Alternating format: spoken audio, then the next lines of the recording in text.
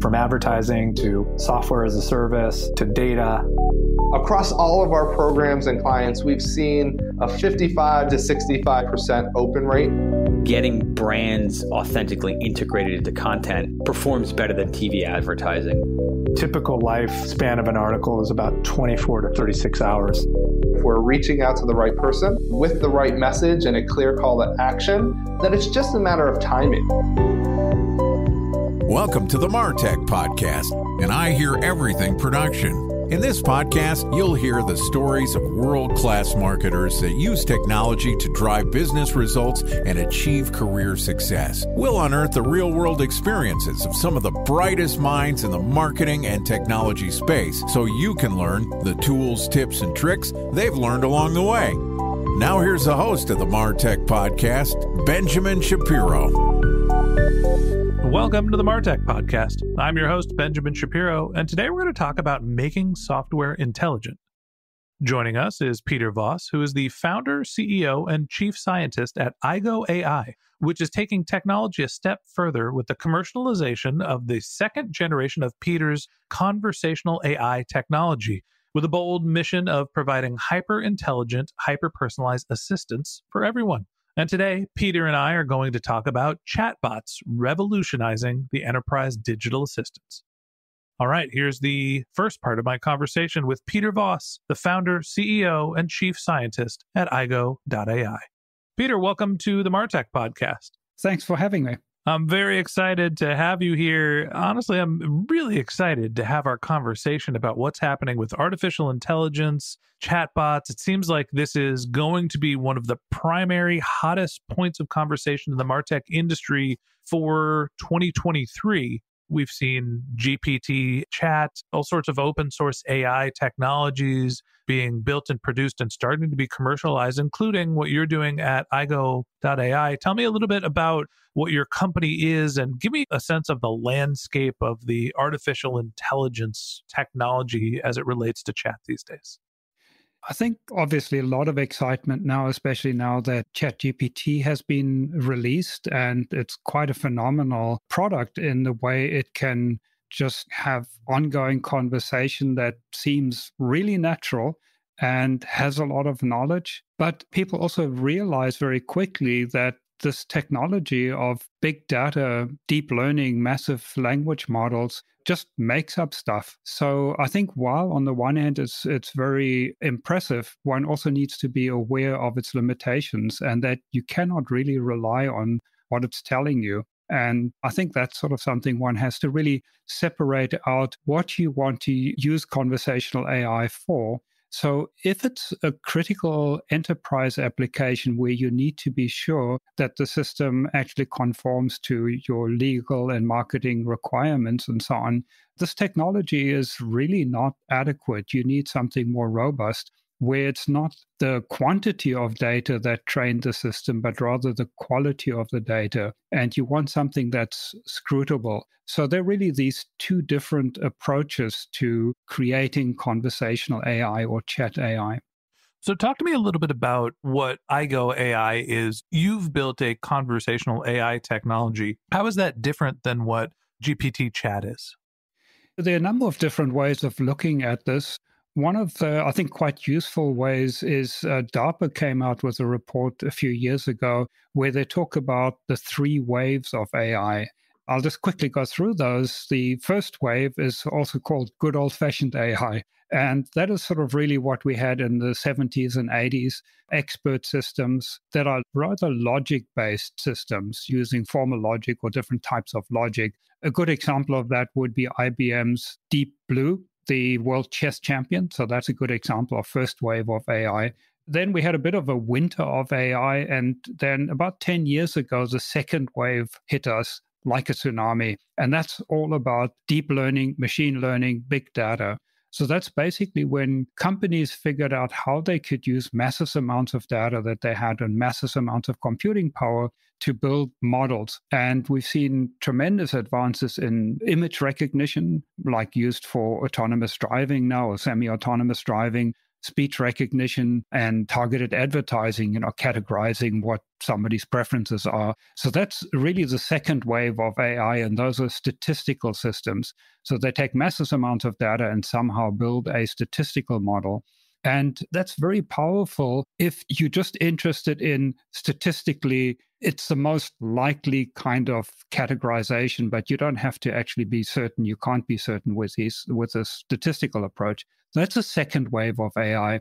The third wave of AI are really cognitive systems, things that have reasoning and learning and deep understanding. So that's more the way our minds work, our cognition works, that you really need to have a deeper understanding of what's happening, what the context is, what the other person, if it's conversational AI, what the other person is trying to achieve. And that is the approach that we started working on about 20 years ago to first do R&D and then to develop technology based on cognitive architectures. What I'm hearing from you is the first wave of artificial intelligence was essentially an if this, then that type infrastructure. The second wave was, a really rich calculator, the ability to understand and make some assumptions based on tons of data. And this third wave, we're getting into what I would call, and excuse the only AI joke I can make, the Skynet version of artificial intelligence. Not that AI is going to take over the world and the robots are going to replace us, but it is the notion that the machines are learning and making more judgments, decisions. They're able to ingest and interpret and seems like actually learn. Am I thinking about the breakdowns of the three waves the right way? I think that is quite a good characterization. And the starting point is, what does intelligence entail? What does intelligence require?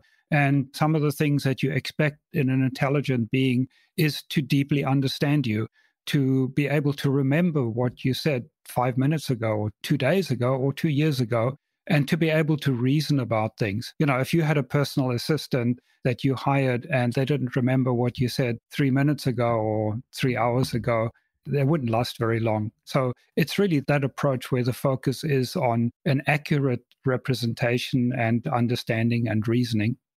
So talk to me about some of the applications of artificial intelligence now that essentially machines can learn and reason. How is that being put into enterprise? Is it replacing digital assistants? Talk to me about some of the use cases practically in business. Well, conversational AI is such a key area, of course. Now, applications like Siri and Alexa are not really conversational in a meaningful way. They tend to be more one-shot type applications where you say something, play Misty for me, or tell me the weather, or whatever. It's just really one utterance, and it then has a categorizer where it says, okay, if you say blah, blah, blah, weather, you probably want to know the weather report. And if you say, I hate Uber, don't ever give me Uber again, it'll probably trigger the Uber app because it's latched onto the word Uber, and it'll ask you, where do you want to go? How many people are going in? Do you want Uber X? So these are the kind of one-shot applications that you have in Siri and Alexa. Call and response, basically. Yeah, exact stimulus response. Mm-hmm. And they basically use second wave technology to categorize what the utterance is, what your intent is, and then use first wave technology, which is basically a flowchart, as you said, the if-then statement. Is basically, if the person gives you an address to go to on Uber, then you need to ask, well, how many people are going, and so on. So that is the conventional technology that has been around for some time now and is pretty good at recognizing intents, but there's really not a conversation going on. Now, if we flip over to customer service, and the easiest way to think about that is call center, contact center. You call into a contact center and you need some kind of help. And that usually entails an ongoing conversation where the agent needs to really understand why you're calling, what the situation is, what you've tried before, and so on, and then guide you through a resolution, and hopefully in some efficient way. Now, that entails really an ongoing conversation, a deeper understanding of the context, even a theory of mind. What does the person you're talking to, what does the customer already know? What are they expecting? And so on. And for that, you really need what we call an artificial brain to be able to manage that kind of conversation. That's what our focus is on, is to have very competent and effective conversations to help customers. All right. So if computers can have brains and we're starting to think about their business applications to them, you mentioned chat. There's somebody that comes to my website, a chat window pops up and can answer some basic questions about my products or service. I run a podcast. We've got a sponsorship program. I'd love for people to be able to have a conversation with Ben.ai and to have me not to answer their sponsorship questions. How easy is it to train an algorithm to be able to respond to customers? What are the applications of not only chat, maybe call centers, some sort of a digital assistant? Is it applicable, usable? Is it something that's in market now, or we're talking 5-10 years from now? Yes, it's not just text chat. It, of course, can be a voice interface as well. Really, the common denominator is having an ongoing conversation to address some need that the customer has. Now, how easy it is to train the system to be able to handle it really depends on how much knowledge is required. With our approach, it's not the quantity of training data, but rather the quality of training data.